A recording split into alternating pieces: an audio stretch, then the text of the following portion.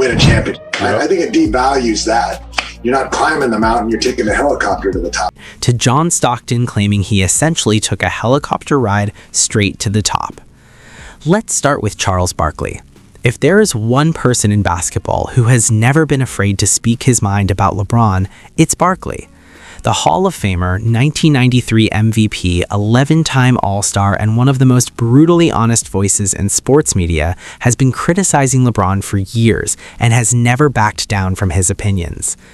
Things escalated when Barkley appeared on TNT's Inside the NBA and made a statement that immediately caught the attention of fans everywhere. The discussion centered on All-Star voting, particularly how players cast their votes, and one detail stood out. Giannis Antetokounmpo had received more player votes than LeBron James. When Barkley was asked whether that surprised him, he responded instantly, without any hesitation. I'm not at all, because I think the players like Greek freak personality better. LeBron is a great player and a great guy, but he's a drama queen.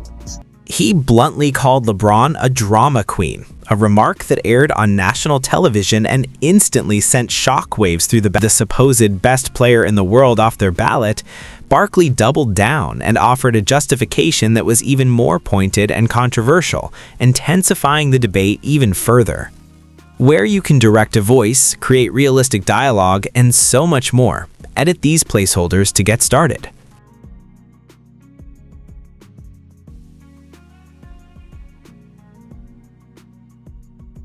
I mean, how could you not vote for LeBron James? Because some guys don't like his personality, plain and simple. When the panel pressed him to clarify exactly what he meant, Barkley made no effort to soften his words. Instead, he became even more direct, offering specific examples to support his point and making it clear that he stood firmly behind his criticism.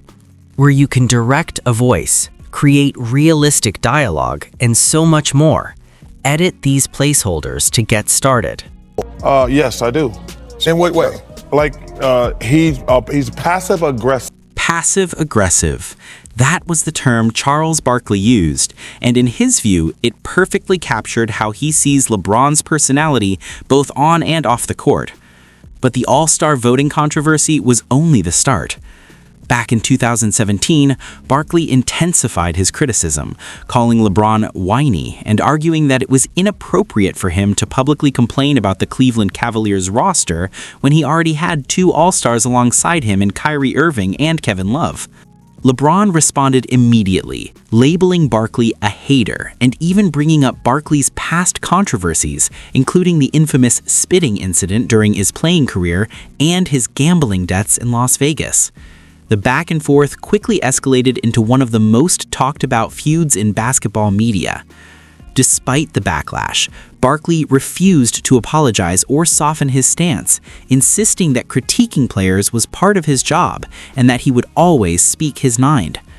The debate intensified further during the GOAT conversation.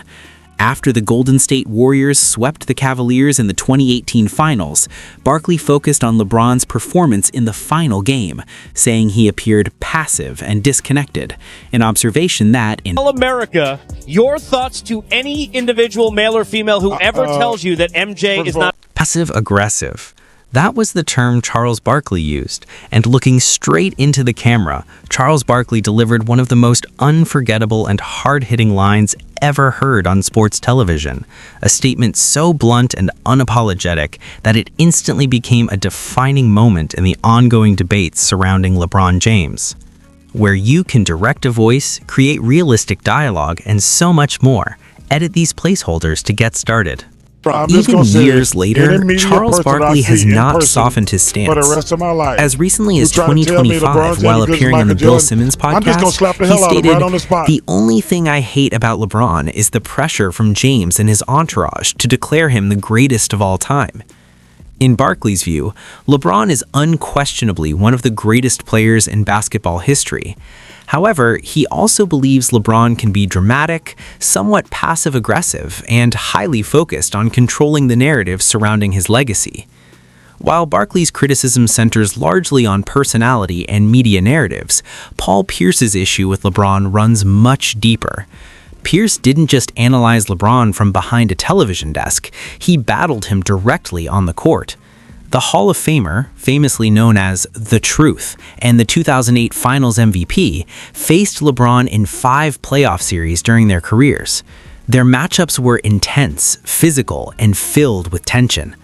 To this day, Pierce remains one of the few players who consistently manage to get under LeBron's skin during games. Their rivalry actually began back in 2004 during a preseason matchup.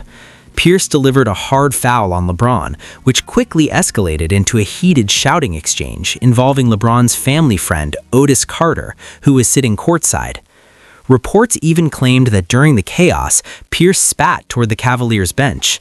From that moment on, the relationship between Pierce and LeBron became personal, and the tension between them only continued to grow.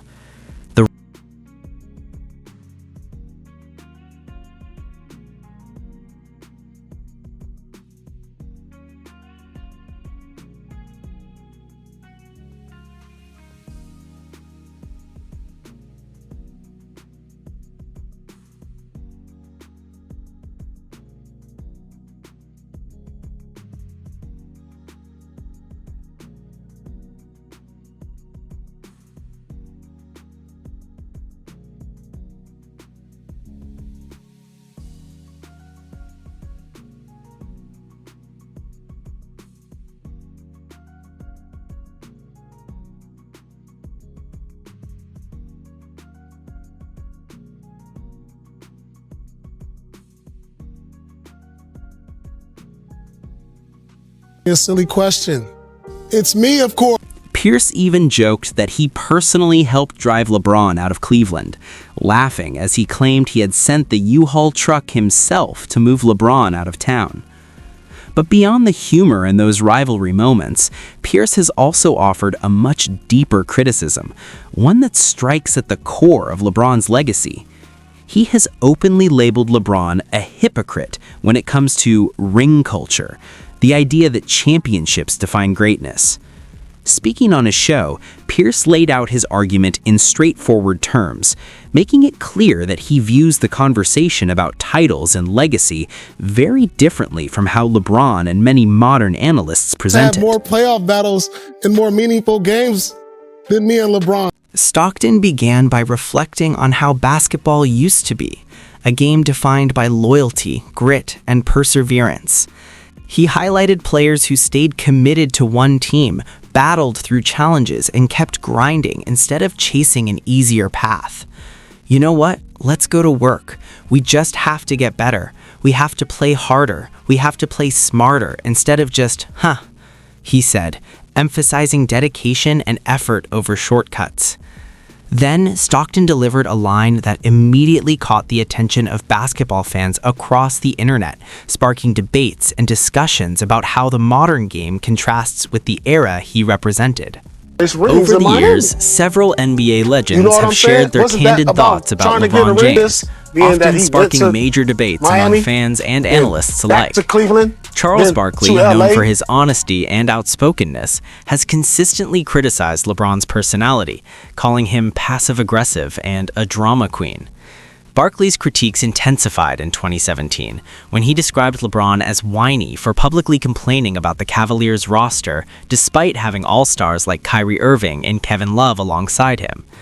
LeBron responded by calling Barkley a hater and referencing some of Barkley's past controversies, but Barkley never backed down, asserting that his job is to call it as he sees it.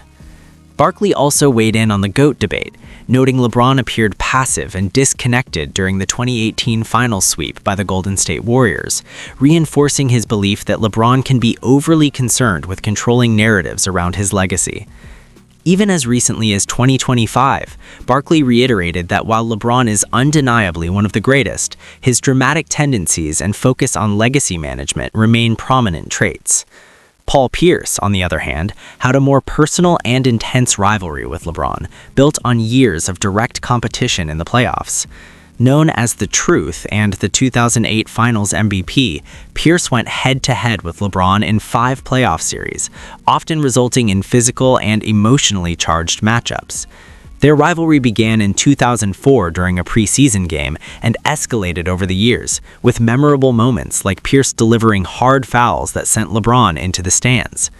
Pierce openly called LeBron a hypocrite regarding championship culture, criticizing his strategy of chasing titles by moving between super teams, contrasting sharply with Pierce's own commitment to one franchise, the Boston Celtics. In 2020, Pierce even excluded LeBron from his all-time top 5 player list, emphasizing his disapproval of LeBron's team-hopping approach. John Stockton, who never played against LeBron, offered criticism from a different perspective. As the NBA's all-time leader in assists and steals, Stockton spent 19 seasons with the Utah Jazz, embodying loyalty and consistency. He contrasted that career path with LeBron's, famously saying, "You're not climbing the mountain, you're taking a helicopter to the top." This line went viral, with millions of views across social media, and sparked debates about LeBron's legacy and the impact of moving from team to build championships. Stockton's point was not about LeBron's talent, but about the path he chose. Walt Frazier, a Knicks legend and longtime broadcaster, also voiced his criticisms. During a 2019 Knicks upset over the Lakers, Frazier noted that LeBron's body language on the bench appeared detached and that he lacked visible leadership with his teammates, comments which sparked national debate. Frazier also disapproved of modern NBA players' pre-game friendliness with opponents, seeing it as a contrast to the competitive intensity of his